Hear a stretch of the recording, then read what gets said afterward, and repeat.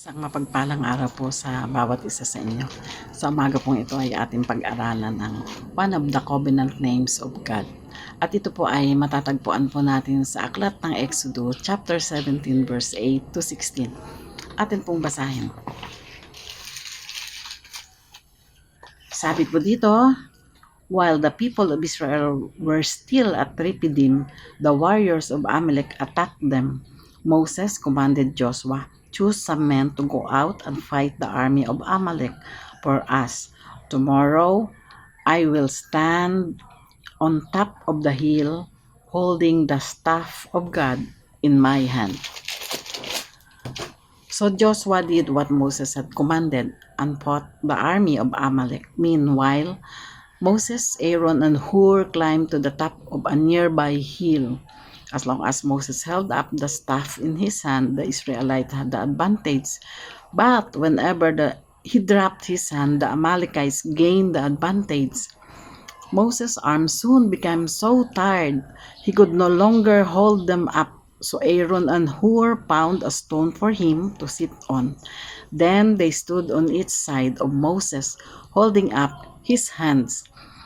So his hands held steady until sunset. As a result, Joshua overwhelmed the army of Amalek in battle.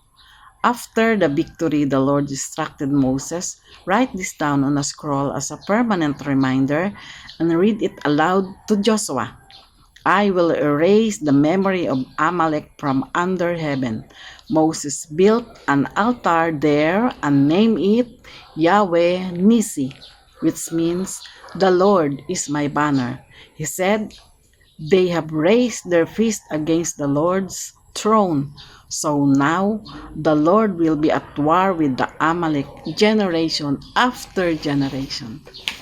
Tayo boy manalangin, Panginoon, pagpalain mo po ang iyong mga salita at higit sa lahat, Lord God, pagpalain mo rin po kami mga nakikinig, your servant, Lord God, hayaan mo, Panginoon, na malinaw na maipahayag ang iyong naisin sa aming buhay sa pamamagitan, Lord God, ng mga salita mo, at nawa ito ay maging malaking kapakinabangan sa paglakad po namin sa buhay Kristiyano, Amang Diyos. Ito ay maging gawin namin sandata sa aming pakikibaka sa kaaway, at higit sa lahat ng battles of life, Panginoon, ay magamit po namin ito, Panginoon. Salamat, Lord God, sa iyong mga salita. Bless mo po ang bawat isa in Jesus' mighty name. Amen. Ang title po na aking inihanda para sa inyo sa umagang ito ay For the Win. For the Win po, hindi po dahil sa tayo na sa World International, kundi para po sa panalo. Ang text po natin ay Exodus 17, 8 to 16. At ito po ang ibig sabihin ng Jehovah Nisi.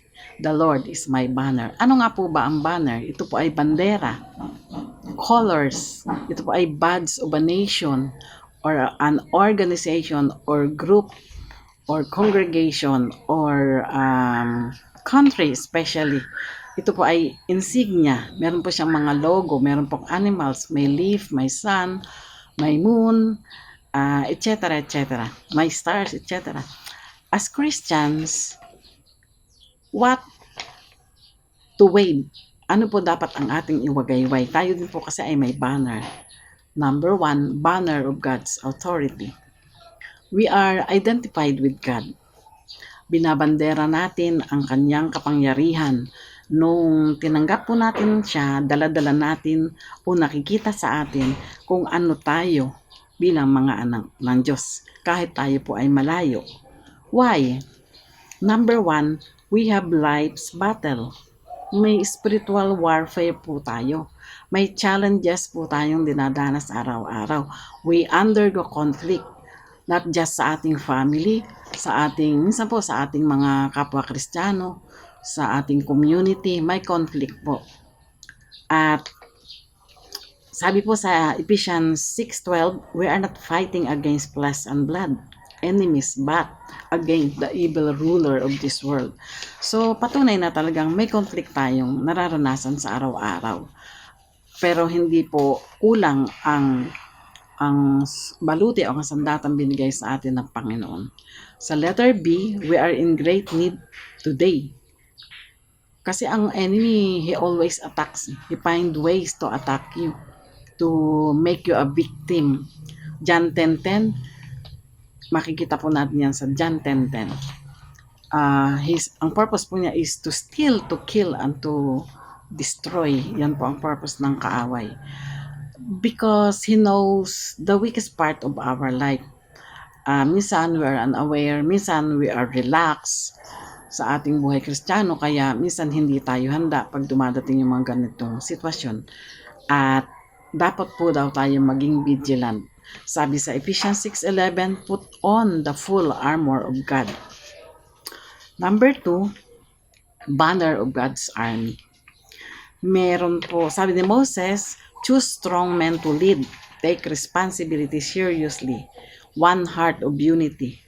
Kasi po ang strong man ang pinili ni Moses para manguna. At dapat po sila ay serious gaya po ng ginawa ni Joshua. Seryoso siya sa pagtanggap ng responsibility. Not just to be identified, but seryoso siya talaga. So sa pagpili ng ating mga makakatuwang sa gawain, mga gagawin nating leader, dapat daw ay able, available, defensive, adaptable, deep in faith, yung mga ganun pong katangian ng isang leader, higit sa lahat, anointed. So, dito sa atin po, sa mga panahon po na nakakarinig tayo ng mga kwento, ng mga superheroes, si Lone Ranger po ay may katuwang din, si Tom Tom, at saka si Silver, yung kanyang kabayo. Si Batman ay meron din po, si Robin. At sa local po natin, si Darna ay meron din po, si Ding. Because their purpose is to defeat the enemy. Ang purpose ni na Joshua is to defeat the Amalekites. At ang purpose din po nating mga Kristiyano is to uplift the name of God at ma-defeat din po natin ang ating kaaway. So we must walk worthy of our calling. Letter B.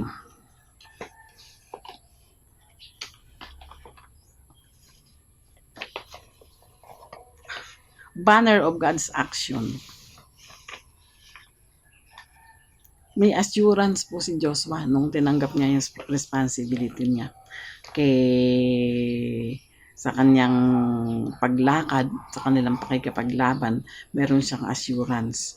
Doon sa letter A, he take the responsibility seriously. Serious po siya. Hindi siya nagdalawang isip, hindi siya sumuko.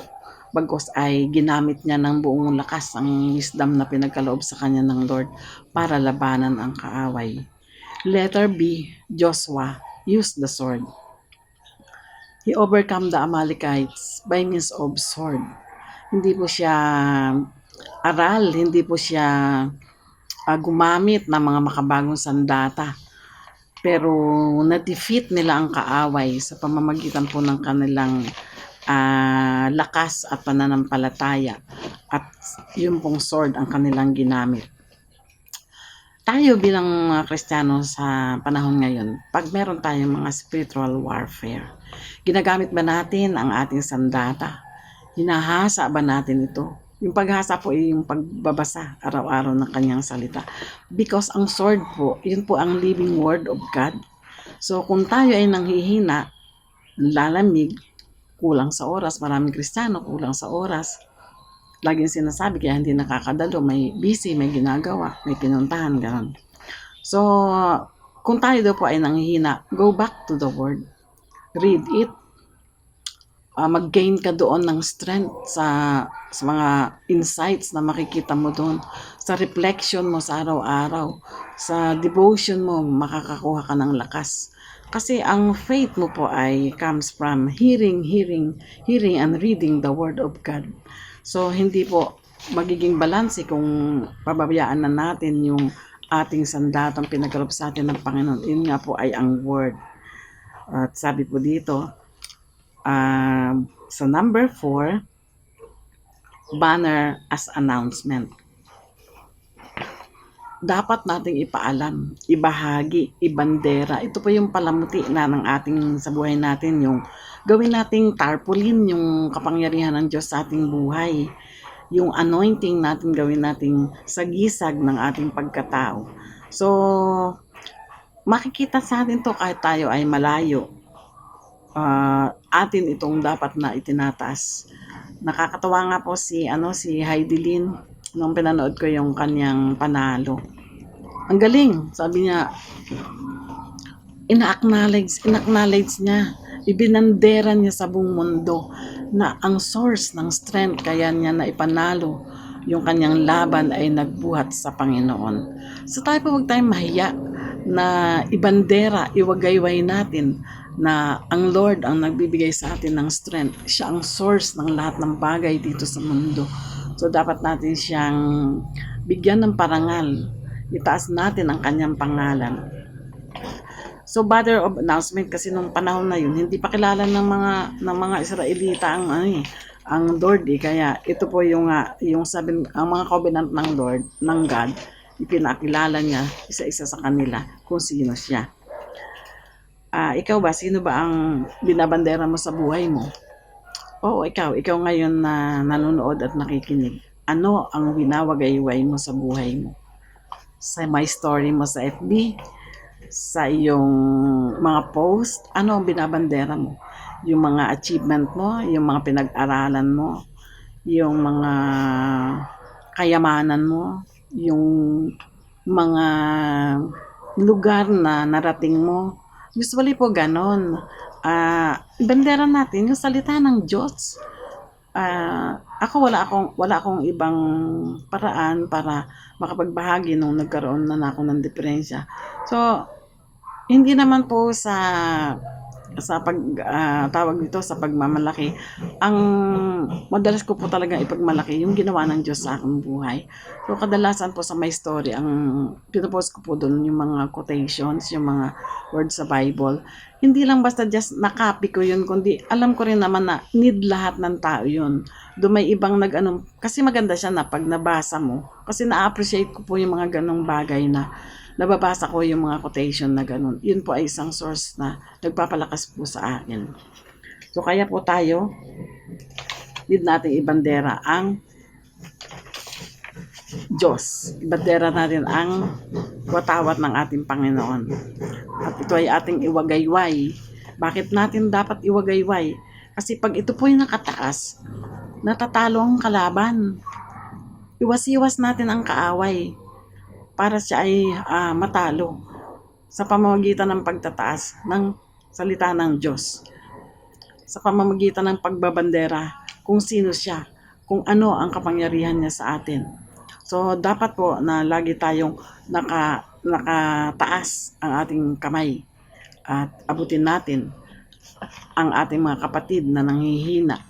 Kasi dapat po united tayo para pareho po tayong makasapit dun sa ating destinasyon. Yun po ay ang ating heavenward po kasi tayo. Papunta po tayo sa langit. Kaya dapat po, hindi lang po, habang nandito tayo sa lupa, personal po ang ating salvation, pero habang nandito po tayo sa lupa, mag-uplift din po tayo ng mga taong nasa ating paligid. Dahil tinuro din naman po ng Lord sa atin ang pag-ibig. That's why nga, kung hindi mahal ni na Moses, na Joshua ang kanilang mga kababayan, pababayaan na lang nilang yun. But then, nakita sa kanila kung gaano sila ka-serious dun sa responsibility tinanggap nila mula sa Panginoon. So, tayo din po bilang Kristiyano, makakitaan din tayo ng hindi panlulupaypay, bagkos kakitaan tayo na laging nakataas ang bandera ng ating Panginoon. At sa araw na ito, dito po ako magtatapos sa Romans chapter 8 verse 31. Ang sabi po dito, what shall we say about such wonderful things as this?